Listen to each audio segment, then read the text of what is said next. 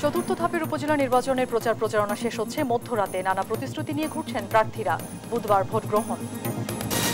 Jessore অভয়নগরে police হেফাজতে নারীর মৃত্যু নিয়ে তুলকালাম। পরিবারের অভিযোগ নির্যাতন, অস্বীকার ভারপ্রাপ্ত কর্মকর্তার। ভালোবেসে চাচাতো বোনকে বিয়ে করায় কাল হলো বিশ্ববিদ্যালয় শিক্ষার্থী সৌরভের। পরিকল্পিতভাবে হত্যার অভিযোগ। উজান থেকে নেমে আসা পাহাড়ি ঢলে সিলেটাঞ্চলে বন্যার অবনতির শঙ্কা। সুনামগঞ্জে নদী ভাঙনে বেড়েছে উদ্বেগ উৎকণ্ঠা। এবং কোরবানির পশু চামড়ার দাম নির্ধারণ। ঢাকায় প্রতি বর্গফুট গরুর চামড়া ৬০ টাকা। সিন্ডিকেট না করার আহ্বান প্রতিমন্ত্রীর। দেশ জনপদ সংবাদে দেখছিলেন শিরোনাম, সঙ্গে আছি অরিন ইশরাত। চতুর্থ ধাপের উপজেলা নির্বাচনের বাকি আর মাত্র একদিন, তাই প্রচারণা শেষ দিনে চলছে জমজমাট গণসংযোগ। অবকাঠামো উন্নয়ন, তরুণদের কর্মসংস্থান সহ নানা প্রতিশ্রুতি দিয়ে নিজ প্রতীকে ভোট চান প্রার্থীরা। সহকর্মীদের পাঠানো তথ্যছবিতে সালমা জাহানের ডেস্ক রিপোর্ট। দরজায় কড়া নাড়ছে চতুর্থ ধাপের উপজেলা নির্বাচনের ভোট গ্রহণের। তাই প্রচারণা শেষ দিনে জেলায় জেলায় মিছিল মিটিংয়ে ব্যস্ত প্রার্থী ও কর্মী সমর্থকরা। ফেনীর ছাগলনাইয়া উপজেলায় শেষ সময়ে জমজমাট প্রচার চালান প্রার্থীরা। পোস্টারে পোস্টারে ছেয়ে গেছে এলাকার পথঘাট। মিছিল, মাইকিং, উঠান বৈঠকে পাড়া মহল্লায় এখন নির্বাচনী আমেজ। এ উপজেলায় চেয়ারম্যান পদে লড়ছেন ৫ জন। জয়ের ব্যাপারে আশাবাদী সবাই। সোশ্যাল ওয়ার্কের কাজ করার জন্য মানুষ খুশি, সেই হিসাবে আমি আশাবাদী যে শতভাগ মানুষ ভোট কেন্দ্রে আসবে, ভোট দিবে। কিশোরগঞ্জ মুক্ত, দখলবাজ মুক্ত, চোরাচালান মুক্ত, মাদক মুক্ত একটা ছাগলনাইয়া আমি গড়ে তুলতে চাই। নির্বাচনের পরিবেশ নিরাপদ থাকলে যোগ্য প্রার্থীকে বেছে নিতে কেন্দ্রে যাবেন ভোটাররা। যাকে আমরা চেয়ারম্যান বানাইলে ছাগলনাইয়া উপজেলাবাসী ভালো থাকবে, শান্তি থাকবে, তাকেই আমরা চেয়ারম্যান হিসাবে মনোনীত করবো ইনশাআল্লাহ। এলাকা উন্নয়নেই আমাদের আসল টার্গেট। আমরা তো এদের কাছে টাকা পয়সা চাইবো না। যে উপযুক্ত হেরে আমরা ভোট দিব। প্রচারণা শেষ দিনে বরিশালের ৩ উপজেলার প্রার্থীদের নিয়ে মত বিনিময় সভা করেছে স্থানীয় প্রশাসন। এই সময় ভোট সুষ্ঠু করতে ১৯০টি ভোট কেন্দ্রের প্রিজাইডিং কর্মকর্তাদের দেওয়া হয় নির্দেশনা। জয়ের ব্যাপারে আশাবাদী বেশিরভাগ প্রার্থী। আমি ভোটারদের দাঁড়ে দাঁড়িয়ে গিয়ে ভোট চেয়েছি, আমি আশাবাদী ভোটাররা আমাকে ভোট দিবে এবং আমি নির্বাচিত। আমাকে তারা এই ভোটে সহযোগিতা করছে এবং আমার পক্ষে তারা জনগণ অবস্থান নিচ্ছে, বিভিন্ন শ্রেণী পেশার মানুষ। নানা অভিযোগের মধ্য দিয়ে শেষ সময়ের প্রচারণা চলে রংপুরের ২ উপজেলায়। ভোটের দিন শান্তিপূর্ণ পরিবেশ চান ভোটাররা। সুষ্ঠু ভোট হলে ভোটের অবস্থানটা আরো সুন্দর এবং জাঁকজমকপূর্ণ হবে। আমরা সাধারণ ভোটাররা চাচ্ছি যে কোনো ধরনের প্রশাসন বায়াসড হবে না। এদিকে গ্রহণযোগ্য নির্বাচন উপহার দিতে বদ্ধপরিকর স্থানীয় প্রশাসন। সুষ্ঠু নিরপেক্ষ ভোট করতে বদ্ধপরিকর। তারা নির্বিঘ্নে কেন্দ্রে এসে ভোট প্রদান করতে পারবে। এই ২ উপজেলায় চেয়ারম্যান পদে ৪ জন, ভাইস চেয়ারম্যান পদে ৮ এবং নারী ভাইস চেয়ারম্যান পদে লড়ছেন ৬ জন। নিউজ ডেস্ক, দেশ টিভি। চতুর্থ ধাপের উপজেলা নির্বাচনের প্রচারণার খবর জানাতে সরাসরি যুক্ত হচ্ছেন রংপুর থেকে সহকর্মী রফিকুল ইসলাম, ময়মনসিংহ থেকে ইলিয়াস আহমেদ, কুমিল্লা থেকে সুমন কবির এবং বরিশাল থেকে শফিক মুন্সি। শুরুতেই যাচ্ছে রংপুরে। রফিক, ভোট নিয়ে মানুষের মধ্যে আগ্রহ কেমন দেখছেন? হ্যাঁ অরিন, আপনাকে ধন্যবাদ। আপনি যেমনটি বলছিলেন আমরাও শুনছিলাম যে আপনি জানেন যে আগামীকাল বাদী পরশুদিন ভোট। এই ভোটকে কেন্দ্র করে প্রার্থী, কর্মী এবং যারা সমর্থক রয়েছে তারা কিন্তু মাঠ থেকে মাঠে, এক প্রান্ত থেকে অন্য প্রান্ত ছুটছে, কারণ আর কিছুক্ষণ বাদেই এই ভোটের প্রচারণা শেষ হবে। এর আগের দুবার আমরা আপনার মাধ্যমেই জানিয়েছিলাম যে ভোটাররা কি চান, সাধারণ ভোটাররা কি চান এবং প্রার্থীরা কি চান। একটি বিষয় জানিয়ে রাখি যে আমরা এর আগে প্রার্থীদের সঙ্গে কথা বলেছিলাম, প্রার্থীর যারা প্রতিনিধি তাদের সঙ্গে কথা বলেছিলাম। এই নির্বাচনকে কেন্দ্র করে তাদের যে প্রভাব বিস্তার, নির্বাচনী আচরণ বিধি না মানা এবং বিচ্ছিন্ন কিছু ঘটনা, এমন ঘটনা একাধিকবার ঘটেছে। এরকম ঘটনায় রিটার্নিং কর্মকর্তার কাছে লিখিত অভিযোগ উঠেছে। এ নিয়ে রিটার্নিং কর্মকর্তা অনেক সতর্ক করেছেন এবং অনেককে ডেকেছেন। তো আমি আপনাকে একটু বিষয় জানিয়ে রাখি যে আমরা এখন একেবারেই বদরগঞ্জের তৃণমূলের একটি জায়গা রয়েছে, কারণ এর আগে আমরা প্রার্থীদের সঙ্গে কথা বলেছি, আজ আমরা একেবারে তৃণমূল যারা ভোটার তাদের কাছে এই ভোটের পরিবেশ কেমন, তারা কেমন নির্বাচন দেখতে চান, এসব বিষয় জানার জন্য বদরগঞ্জের দোলাপাড়া নামক একটি জায়গায় আমরা এসেছি। সেখানে আমরা কিছু সাধারণ ভোটার আপনারা দেখছেন, আমরা দেখানোর চেষ্টা করছি যে তারা আছেন। আমরা তাদের কাছে জানতে চাবো যে আগামী পরশু ভোট, এই ভোটে তারা কি চান, কেমন পরিবেশ চান, এখন পরিবেশ কেমন আছে, এই নিয়ে আমরা তৃণমূলে কথা বলতে চাই। একদিন পরেই তো ভোট, আপনারা কেমন পরিবেশ চান? আমরা সুন্দর পরিবেশ চাই, অবাধ সুষ্ঠু নির্বাচন হোক, এটা আমরা সকলে চাই। এখন সকল প্রার্থীরা আমাদের কাছে আসতেছেন, ভোট চাইতেছেন। আমরা সৎ এবং নিষ্ঠা যাকে আমরা পাবো তাকে আমরা সেই সৎ নিষ্ঠাকে ভোট দিয়ে দেব। কি কি উন্নয়ন চান আপনারা? আমরা উন্নয়ন চাই, ঘাট, কালভার্ট, ব্রিজ, রাস্তা, মনে করো মানুষের জানমালের নিরাপত্তা যারা দিবে তাদেরকে আমরা ভোট দিতে চাই। আমরা শুনছিলাম তৃণমূলে যারা একেবারে ভোটার, সাধারণ ভোটার, তাদের কথা, তাদের চাহিদা, তারা কেমন পরিবেশ চান। আমরা নির্বাচন সংশ্লিষ্ট যারা রয়েছে তাদের সঙ্গে আমরা কথা বলেছি, তারা বলেছেন যে সাধারণ ভোটাররা যে পরিবেশ চান, সুষ্ঠু ভোট, উৎসবমুখর পরিবেশে ভোট, কোনো বিতর্কিত ভোট না হোক, এমন পরিবেশ সৃষ্টি করতে চান নির্বাচনের সঙ্গে যারা জড়িত রয়েছেন তারা। আরেকটি বিষয়ে আপনার মাধ্যমে তথ্য দিয়ে রাখি, সেটা হচ্ছে রংপুরের দুটি উপজেলায় আগামী পরশুদিন ভোট গ্রহণ অনুষ্ঠিত হবে।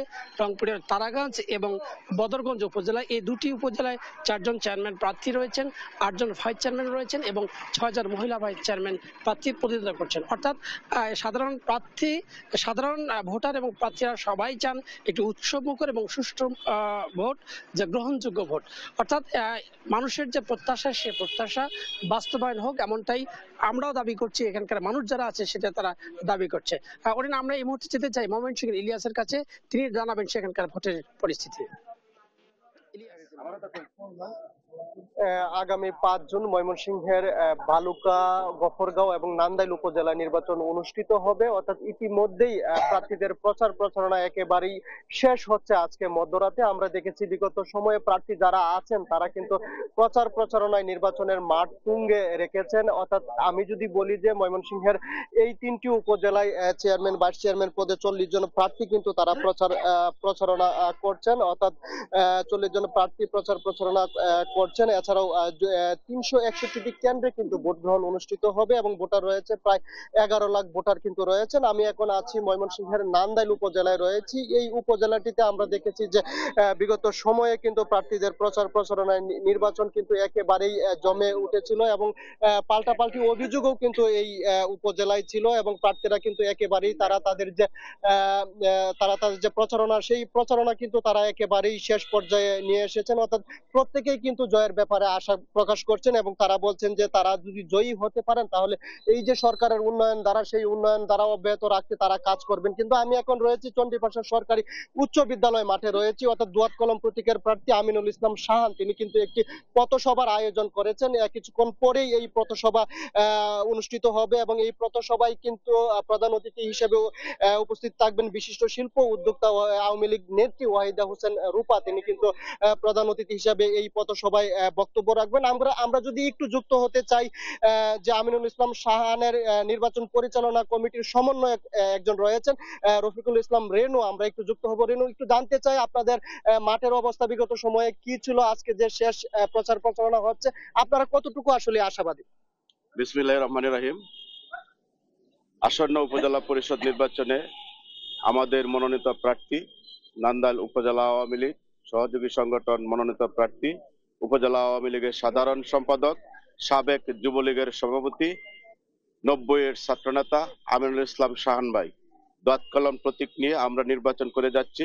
আমরা 13টি ইউনিয়নের চেয়ারম্যান এবং নান্দাইল পৌরসভার মেয়র এবং সাবেক চেয়ারম্যান বৃন্দ এবং প্রত্যেক ইউনিয়নের দলীয় নেতাকর্মী আমরা সকলেই দোয়াত কলম প্রতীকের পক্ষে কাজ করছি এবং ইন্ডিপেন্ডেন্ট আমাদের নির্বাচনে প্রত্যেক ইউনিয়নে আমাদের কর্মীরা সোচ্চার আছে এবং আমাদের কর্মীরা কাজ করতেছে।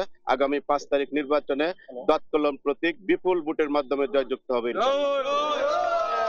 যে আসলে তারা বলছিলেন যে তাদের যে প্রার্থী রয়েছেন অর্থাৎ দোয়াত কলমের প্রার্থী আমিনুল ইসলাম শাহান বিপুল ভোটে জয়ী হবেন, সেই বিষয়টি কিন্তু তারা বলছিলেন। এবং তারা বলছেন যে এই আমিনুল ইসলাম শাহানের বিজয়ের মধ্য দিয়ে সরকারের যে উন্নয়ন দ্বারা, সেই উন্নয়ন দ্বারা কিন্তু প্রতিফলিত হবে নান্দাইলের প্রত্যেকটি ইউনিয়নে, সেই বিষয়টি কিন্তু বলছিলেন। আমরা দেখেছি নান্দাইলের মতো গফরগাঁও এবং বালুকার প্রার্থী যারা আছেন তারাও কিন্তু একেবারেই প্রচার প্রচারণা তুঙ্গে রেখে তারাও কিন্তু সরকারের উন্নয়নের দ্বারা অব্যাহত রাখতে তারাও কিন্তু সাধারণ ভোটারদেরকে নানা উন্নয়নের প্রতিশ্রুতি দিচ্ছেন। কিন্তু আজকে যেহেতু মধ্যরাতে প্রচার প্রচারণা শেষ হচ্ছে, আমরা দেখেছি আইন শৃঙ্খলা বাহিনীও কিন্তু বেশ তৎপর রয়েছেন এবং নির্বাচনকে সুষ্ঠু, অবাধ এবং নিরপেক্ষ করতে তারাও কিন্তু মাঠে কাজ করছেন, সেই বিষয়টি কিন্তু আমরা লক্ষ্য করেছি। অর্থাৎ আরেকটি বিষয় বলে রাখি যে প্রথম, দ্বিতীয় এবং তৃতীয় দফার নির্বাচনের মতো অবাধ, সুষ্ঠু, নিরপেক্ষ চতুর্থ দফা নির্বাচন করতে কিন্তু প্রশাসন একেবারেই বদ্ধপরিকর এবং তারা বলছেন যে কোনোভাবেই নির্বাচনে কেউ যেন পেশি শক্তি ব্যবহার না করতে পারে, সেই লক্ষ্যে কিন্তু তারা তৎপর রয়েছেন। এই ছিল আমার কাছে ময়মনসিংহের নির্বাচনী প্রচার প্রচারণা নিয়ে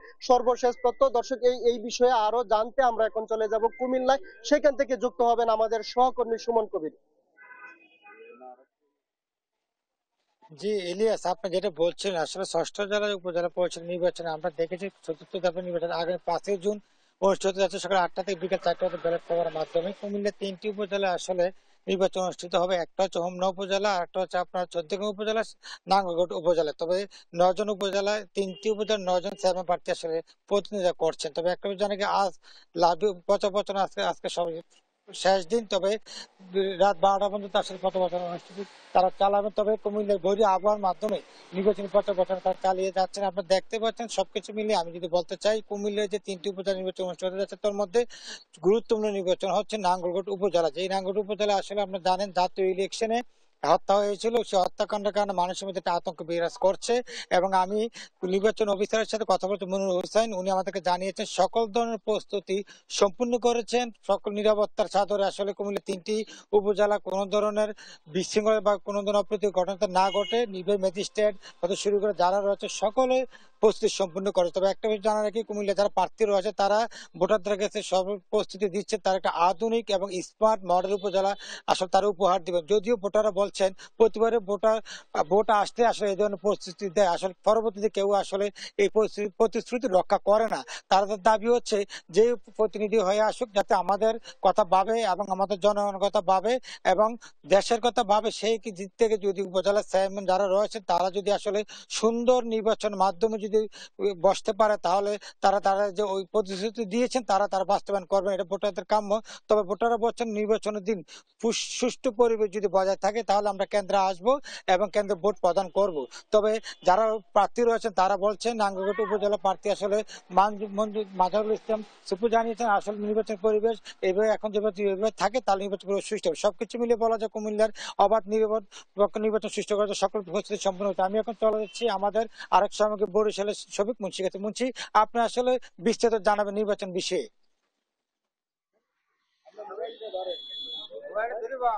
সুমন, আপনাকে ধন্যবাদ। আমি কিন্তু এখন যেখানে আছি সেটা হচ্ছে বরিশাল জেলার একদমই শেষ প্রান্ত, উত্তর এবং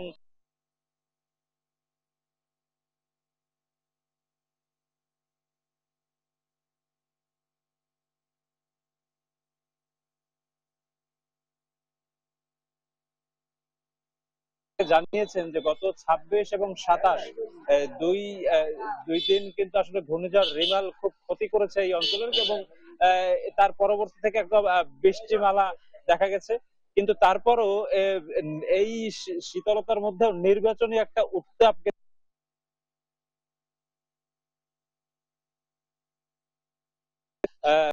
বাবুগঞ্জ এবং বানারীপাড়া এই 3 উপজেলায় কিন্তু আগামী 5 জুন চতুর্থ ধাপের উপজেলা পরিষদ নির্বাচন অনুষ্ঠিত হবে এবং আজ কিন্তু প্রচারণার শেষ দিন।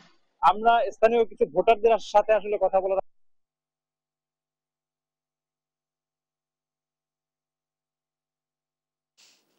আপনাদের সবাইকে ধন্যবাদ। দর্শক, উপজেলা নির্বাচনী প্রচার প্রচারণার খবর জানাচ্ছিলেন আমাদের সহকর্মীরা। সিরাজগঞ্জেও চলছে উপজেলা পরিষদ নির্বাচনের প্রচারণা। কামারখন্দ ও রায়গঞ্জে শেষ মুহূর্তে ভোটারদের মন জয়ে ব্যস্ত প্রার্থীরা। জয়ের ব্যাপারে সবাই আশাবাদী হওয়ায় মিলছে হাড্ডাহাড্ডি লড়াইয়ের আভাস। এদিকে সুষ্ঠু নির্বাচন অনুষ্ঠানে সার্বিক প্রস্তুতি নিয়েছে নির্বাচন কমিশন। সহকর্মী সাইমুদ্দিনের তথ্যচিত্র ডেস্ক রিপোর্ট। 4 ইউনিয়ন নিয়ে গঠিত সিরাজগঞ্জের কামারখন্দ উপজেলা। ভোটার 1,21,650 জন। চেয়ারম্যান পদে 5 জন, ভাইস চেয়ারম্যান পদে 4 জন ও মহিলা ভাইস চেয়ারম্যান পদে লড়ছেন আরো 4 জন।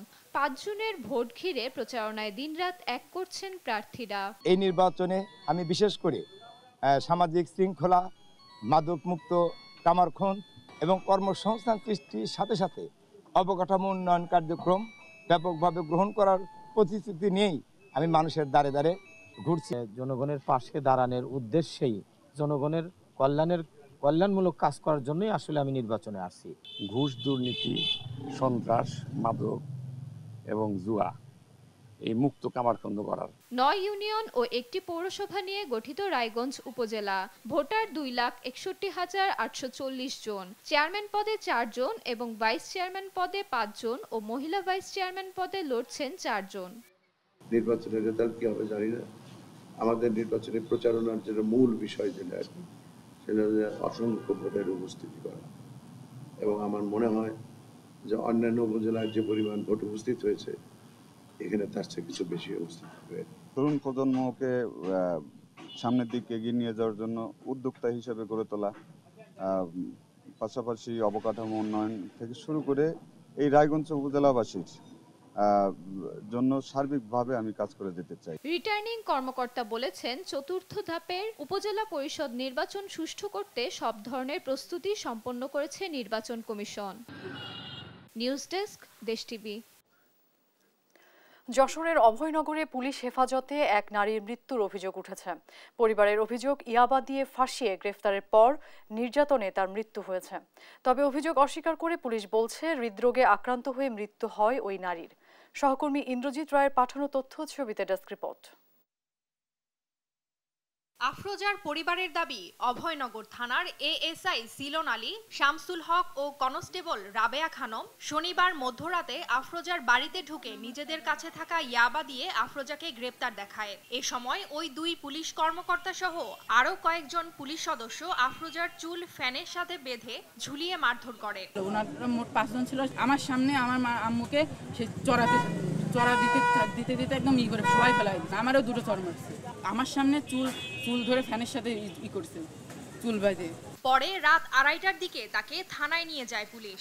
সকালে সন্তানরা থানায় গিয়ে মাকে খুব অসুস্থ অবস্থায় দেখতে পান। পুলিশকে বারবার অনুরোধ করলে তাকে উপজেলা স্বাস্থ্য কমপ্লেক্সে নিয়ে যাওয়া হলেও চিকিৎসকের দেয়া টেস্ট না করিয়েই আবার থানায় নিয়ে আসা হয়। এরপর আবারও অসুস্থ হয়ে পড়লে তার মৃত্যু হয় বলে জানান আফরোজার বড় ছেলে। এই দুর্বৃত্তরা থাইকে আমার মারে ফ্যানে ঝুলায় আমার মারে থাবাইছে। অসুস্থ হয়ে গেছিল, সরকারি হসপিটালে নিয়ে যাওয়ার পরে চিকিৎসার জন্য অনেক পরীক্ষা দিছিল, ওই জায়গায় আমার মারে চিকিৎসা করতে দেয় না। তাই বলে আমার যখন নিয়ে গেছে আবার থানায়, তখনই আমার মা ওইখানে স্ট্রোক করে মারা গেছে। নিহতের স্বামীর দাবি, শনিবার রাতে আফরোজাকে আটকের সময় ঘরে থাকা ইজি বাইক বিক্রির 1,80,000 টাকা ছিনিয়ে নেয় পুলিশ। এমনকি আরো 2 লাখ টাকা ঘুষের দাবি না মেটানোয় আফরোজাকে নির্যাতন করে হত্যা করা হয়েছে।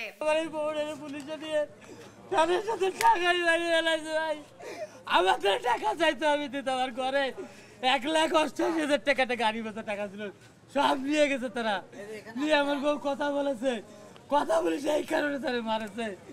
ওই টাকার কথা মুখ বন্ধ করতে বলেছে। তবে আফরোজার কাছে ইয়াবা পাওয়ায় গ্রেপ্তারের কথা জানিয়ে নির্যাতনের অভিযোগ অস্বীকার করেছেন অভয়নগর থানার ভারপ্রাপ্ত কর্মকর্তা।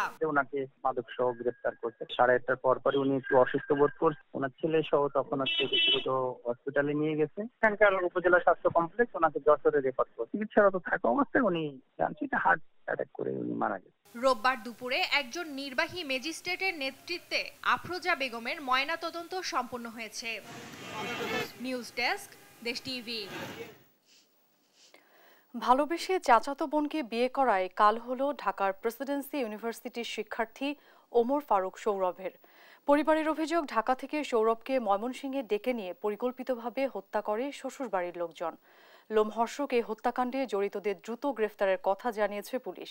সহকর্মী ইলিয়াস আহমেদের তথ্যচিত্র, ডেস্ক রিপোর্ট, জানাচ্ছেন দিবাশ্রী বড়ুয়া।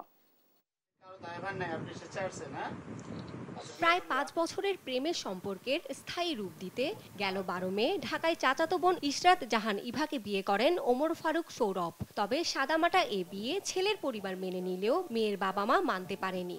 সৌরভকে মেরে ফেলার ভয় দেখিয়ে 16 মে ইভাকে কানাডায় পাঠানো হয়। বিষয়টি নিয়ে নিজেদের মধ্যে ভুল বোঝাবুঝির অবসান ঘটাতে সৌরভকে শনিবার ময়মনসিংহে ডাকেন শ্বশুর ইলিয়াস আলী। এরপর তাকে হত্যা করে দেহ 4 খণ্ড করে লাগেজে ভরে মনতলা সুতিয়া নদীতে মরদেহ ফেলে দেওয়া হয়। প্রিয় সৌরভকে হারিয়ে বাকরুদ্ধ বাবা মা ও বোন। আমার মায়ের ভোট দিতে আমার মা আমার ছেলে বিশ্বাস করি আর পাশে গেছে, পরে এই ঘটনা ঘটে আমার গালাগালি করছে, আমি বলছি আমার গালাগালি করে আমার দোষটা কি? আমার ছেলের খালি দোষ, তোর ছেলের দোষ নাই। বিয়ে করছে আমার ছেলের, আমি আমি চাই আমার ছেলের বদল ওর ফাঁসি চাই, আমি ফাঁসি চাই। 29 তারিখ পর্যন্ত সে তার ইউনিয়ন পরিষদের নির্বাচন ছিল। এই কয়দিনে আমার ভাই বাঁচতে পারবে, তারপরে তার ব্যস্ততা শেষ, সে আমার বাইরে মাইরা ফেলবে। কোনোভাবেই এমন হত্যাকাণ্ড মেনে নিতে পারছেন না নিহত সৌরভের সহপাঠী ও স্বজনেরা। তাদের দাবি অপরাধীদের সর্বোচ্চ শাস্তি। ছেলে মেয়ের যে পছন্দ তার বাবা মান্য নিতে পারছে না। আমরা ছেলের মৃত্যুর বদলি ফাঁসি। মোবাইলের রেকর্ডও আছে, অনেক গালিগালাজ করছে, এরকম কি অনেক ভয়ভীতিও দেখাইছে। একটা গর্তের মধ্যে সবারই ফেলায় মারবো। সকালবেলা আমরা একটা নিউজ পেয়েছি, সেই নিউজে তারপরে সেখানে দেখলাম যে ওর যে এরকম একটা মর্মান্তিক মৃত্যু হবে এটা জীবন আমি কল্পনা করতে পারি না। রোববার রাতে অজ্ঞাতদের আসামি করে কোতোয়ালি মডেল থানায় সৌরভের বাবা হত্যা মামলা করেছেন। বিষয়টি তদন্ত করে প্রয়োজনীয় ব্যবস্থা নেওয়ার কথা জানিয়েছে পুলিশ। মামলার যে প্রক্রিয়াটা, সেই মামলার প্রক্রিয়াটা কাজকর্ম আমাদের চলছে, ইনভেস্টিগেশন চলছে আমাদের। রোববার দুপুরে ওমর ফারুক সৌরভের 4 খণ্ড মরদেহ উদ্ধার করে ময়মনসিংহ মেডিকেল কলেজ হাসপাতাল মর্গে রাখা হয়েছে। ঘটনার পর থেকে গা ঢাকা দিয়েছেন ইলিয়াস আলীর পুরো পরিবার। নিউজ ডেস্ক, দেশ টিভি। উজান থেকে নেমে আসা পাহাড়ি ঢলে সুনামগঞ্জের বাহাদুরপুরে নদী ভাঙ্গন দেখা দিয়েছে। তীব্র স্রোতে 2 দিনে অর্ধ শতাধিক বসতঘর বিলীন হয়ে গেছে। ভাঙ্গন অব্যাহত থাকলেও আরও শতাধিক বাড়িঘর নদীগর্ভে বিলীন হতে পারে। এমন পরিস্থিতিতে চরম দুশ্চিন্তা ও আতঙ্কে দিন কাটাচ্ছেন গ্রামের হাজারো বাসিন্দা। সুনামগঞ্জ থেকে মেহেদি হাসানের তথ্য, ছবিতে ডেস্ক রিপোর্ট। সুনামগঞ্জে গেল কয়েকদিনের বৃষ্টি আর পাহাড়ি ঢলে বেড়েছে হাওর ও নদীর পানি। পাহাড়ি ঢলে প্রবল স্রোতে গেল শুক্রবার ভোররাতে বিশম্বরপুর উপজেলার খরচার হাওরের বাঁধ ভেঙে বাহাদুরপুর গ্রামের রূপসা নদীর গার্ডওয়াল ধসে যাওয়ায় ভাঙতে শুরু করে গ্রামের নদী তীরবর্তী বাড়িঘর। রাতে নদীগর্ভে বিলীন হয়ে যায় অর্ধ শতাধিক ঘরবাড়ি। মাথা গোজার শেষ আশ্রয় হারিয়ে নিঃস্ব ওই গ্রামের বাসিন্দারা। রূপসা নদীর পাড়ে জেগে ওঠা গ্রামে হাজারেরও বেশি মানুষের বসবাস। ইতিমধ্যে অর্ধ শতাধিক বসতঘর, রান্নাঘর, শৌচাগার ও নলকূপ নদীগর্ভে বিলীন হয়ে গেছে। ভাঙন দেখা দেয় গ্রামের বাসিন্দাদের মধ্যে চরম উৎকণ্ঠা ও আতঙ্ক বিরাজ করছে। আমার ঘরের সবকিছু নিয়ে গেছে, একটা ল্যাপটিন আছে, ল্যাপটিনের নিচে ফাঁকঘর ভাঙা, ফাঁকঘরে আসবাবপত্র যা আছে সবগুলা নিয়ে গেছে। বর্তমানে আমরা বাইরে বাইরে আছি, ধান নিচে না স্যার, ধান অন্য করে আলাইছি। ভাঙ্গনে এমন একটা জায়গা আছে আর কি, থাকার কোনো জায়গা নাই। পাহাড়ি ঢলে ক্ষতিগ্রস্ত এলাকায় ঘর মেরামতের টিন, নগদ অর্থ সহ সার্বিক সহযোগিতার আশ্বাস দিয়েছে উপজেলা নির্বাহী কর্মকর্তা। জেলা প্রশাসনের কার্যালয়ে আমরা স্যারের কাছে টিন এবং বাঁশের জন্য কিছু চাহিদা পাঠিয়েছি, নগদ টাকার জন্য চাহিদা পাঠিয়েছি। সেগুলো পেলে দ্রুত আমরা ওখানে আরো সহায়তা করব এবং যাদের ক্ষতিগ্রস্ত হচ্ছে সেই ক্ষতিগ্রস্তের মধ্যে টিন এবং নগদ টাকা দেওয়ার আমরা প্রচেষ্টা করব। পাহাড়ি ঢল আর বৃষ্টিতে সুনামগঞ্জে বেড়েছে সুরমা, জাদুকাটা, কুশিয়ারা সহ সব নদীর পানি। বন্যা মোকাবেলায় জেলা প্রশাসন থেকে রাখা হয়েছে সব ধরনের প্রস্তুতি। নিউজ ডেস্ক, দেশ টিভি। দেখছেন দেশ জনপদ সংবাদ।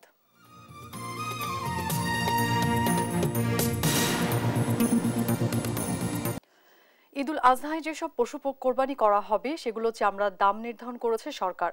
ঢাকার মধ্যে গরু চামড়ার দাম ধরা হয়েছে প্রতি বর্গফুট 55 থেকে 60 টাকা, আর ঢাকার বাইরে 50 থেকে 55 টাকা।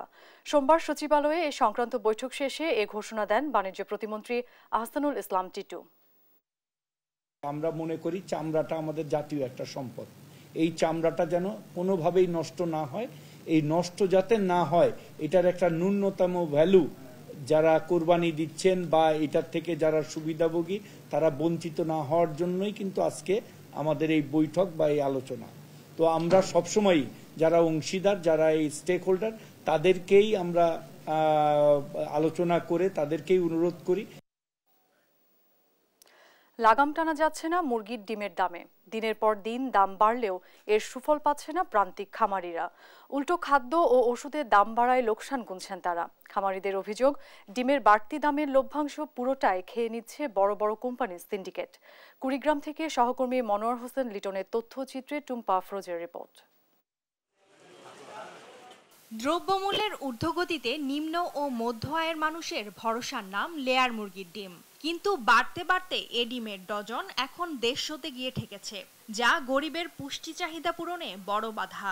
হঠাৎ করে 2 দিন থেকে 46 টাকা ডিম।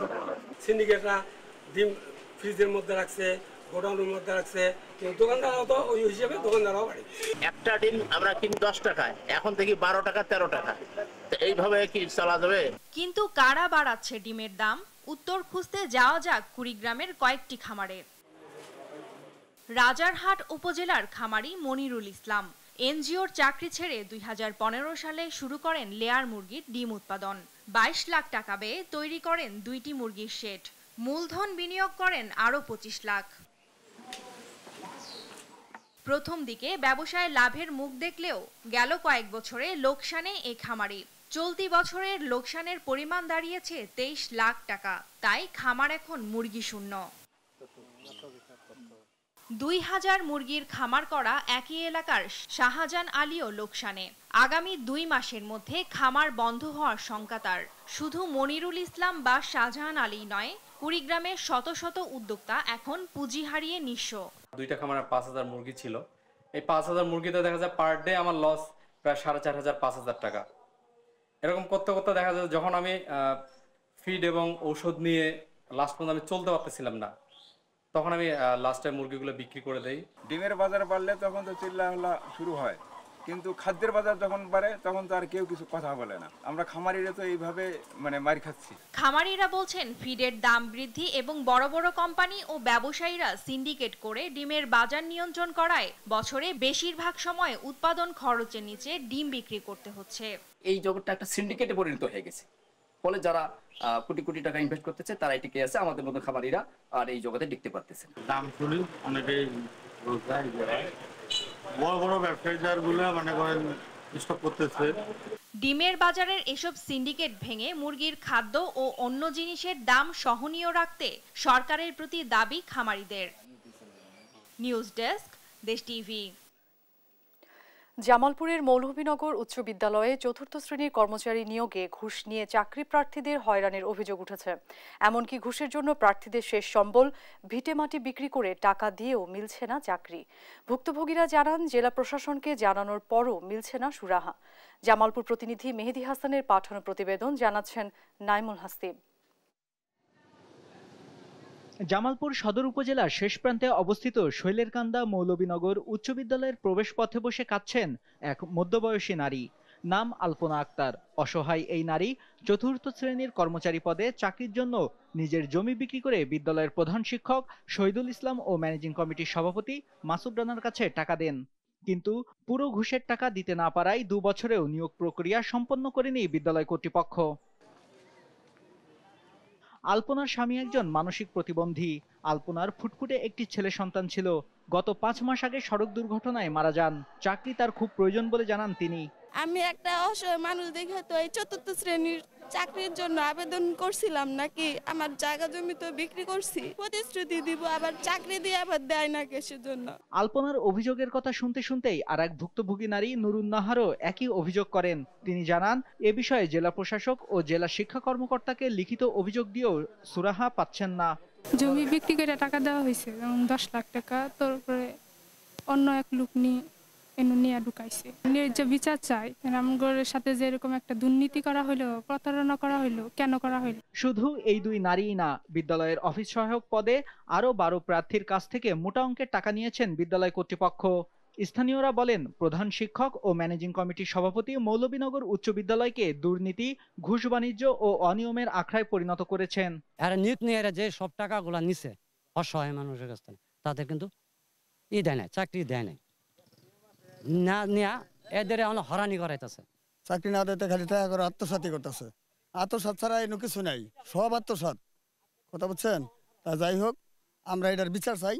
গোপনে অবৈধভাবে নিয়োগ প্রক্রিয়া বাতিল করা, প্রধান শিক্ষক ও ম্যানেজিং কমিটির সভাপতির দুর্নীতি তদন্ত করে দ্রুত ব্যবস্থা নেওয়ার দাবি এলাকাবাসীর। নিউজ ডেস্ক, দেশ টিভি। দেখছেন দেশ জনপদ সংবাদ।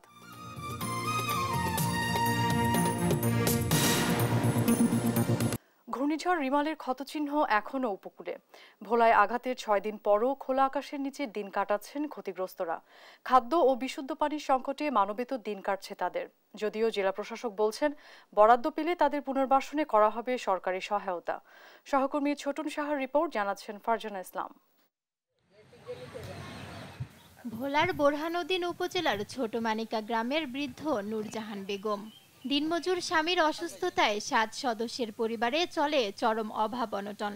সহায় সম্বল বলতে একটি মাত্র ঘর থাকলেও তা ঘূর্ণিঝড় রিমালে ভেঙে গেছে। টানা 6 দিন ধরে এখন খোলা আকাশের নিচে মানবেতর দিন পুরো পরিবারের। নতুন করে ঘর তোলার সামর্থ্য নেই পরিবারটির। ক্ষয়ক্ষতি চোখ দুয়ার ভাঙিয়া চুরিয়ে গেছে, ঘর দুয়ার কই থাকবো, কই যাবো, কই কি আমি হাই হতে সে কেমন কেমন। শুধু নূরজাহানি নয়, মানবেতর অবস্থায় দিন কাটছে তার মতো অনেকেরই। মাথা গোজার ঠাঁই হারিয়ে আকাশের নিচে কষ্টে দিন কাটছে তাদের। তারা বলছেন তাদের কাছে এখনো পৌঁছায়নি কোনো সহায়তা। তাই শত কষ্ট আর দুর্ভোগে ভাঙা ঘরেই আশ্রয় নিয়েছেন কেউ কেউ। আমাদের যদি কিছু সহযোগিতা করে আমরা ওইটা খারাইতে পারবো, সহযোগিতা যদি না করে আমাকে ওটার মতন কোনো শক্তি নেই। আমরা 5 দিন ধরে খালি আকাশের নিচে আমরা উদাম থাকতে আছি। ঘর দুয়ার সব পরিয়ে গেছে, মাটি চুড়ি সব ধুয়ে লেগে গেছে। আমার স্বামী নেই, আমি বিধবা। মনে করেন আমরা মানুষের বাড়িতে থাকি, ঘর দুয়ার কিছুই নাই, যে সব কিছু লেগে গেছে ভেঙে ছিঁড়ে। ঘূর্ণিঝড় রিমালে জেলার 7 উপজেলার কম বেশি ক্ষতিগ্রস্ত হয়েছে বেশিরভাগ মানুষ। তাদের এই দুরবস্থা থেকে ঘুরে দাঁড়াতে বরাদ্দ পাওয়া সাপেক্ষে সরকারি সহায়তার আশ্বাস দেন জেলা প্রশাসক। বিশেষ করে মাননীয় প্রধানমন্ত্রী দুর্গত মানুষদেরকে পুনর্গঠিত করার জন্য, তাদের পাশে থাকার জন্য জেলা প্রশাসকদেরকে নির্দেশ প্রদান করেছেন এবং সেই অনুযায়ী মূলত জেলা প্রশাসন সামগ্রিকভাবে সমন্বিতভাবে এই দুর্গত মানুষের পাশে রয়েছে। জেলায় বিধ্বস্ত হয়েছে প্রায় 2000 ঘরবাড়ি, ক্ষতিগ্রস্ত হয়েছে অসংখ্য মাছের ঘের ও ফসলি জমি, যা টাকার অঙ্কে 394 কোটি টাকা। নিউজ ডেস্ক, দেশ টিভি। কক্সবাজারের রামুর গর্জনিয়া সীমান্তে বিজিবির গুলিতে এক গরু ব্যবসায়ী নিহতের অভিযোগ উঠেছে। যদিও অভিযোগ অস্বীকার করেছে বিজিবি। নিহতের স্বজনদের অভিযোগ, গরু ব্যবসার কাজে ভোরে গর্জনিয়া সীমান্তে গেলে বিজিবির গুলিতে নিহত হয় নিজামুদ্দিন নামের ওই যুবক। তবে বিজিবি এক প্রেস বিজ্ঞপ্তিতে জানায়, মাদক ও চোরাচালান বিরোধী টহল দেওয়ার সময় বিজিবিকে লক্ষ্য করে গুলি ছোড়ে নিজাম। সেই সঙ্গে বিজিবির মোটরসাইকেলে আগুন ধরিয়ে দেয়। এ সময় আত্মরক্ষার্থে বিজিবি পাল্টা গুলি চালায়। এতে ঘটনাস্থলে মৃত্যু হয় নিজামের। পরে ঘটনাস্থল থেকে ইয়াবা ও বার্মিজ সিগারেট উদ্ধার করা হয় বলেও জানানো হয় ওই বিজ্ঞপ্তিতে।